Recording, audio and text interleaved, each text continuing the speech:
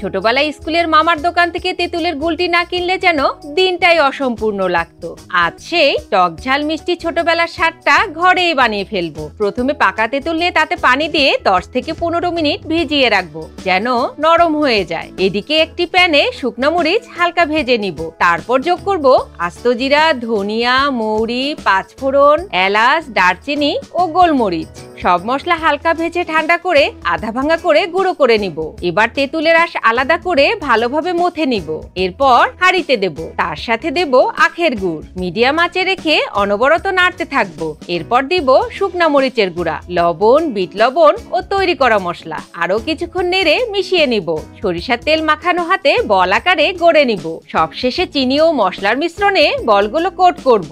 দেখবো একদম সেই ছোটবেলা টক ঝাল মিষ্টি তেঁতুলের গুলটি আচার তৈরি।